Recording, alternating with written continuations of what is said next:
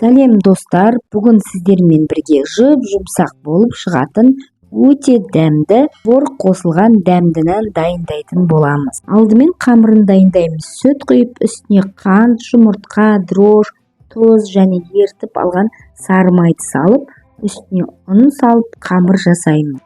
Дайын қамырды пленкамен жауып, жылы жерге 1 сағатқа қойып аламыз.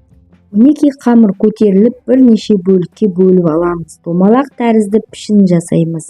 Содан соң бір-бірден астыңғы дөңгелегін қолмен немесе оқтаудың көмегімен жайып, ал жанындағы кішкене ғана бөліктерді алақан көмегімен созып, өріп алып, жиектерін мінекей осылай әдемілейміз.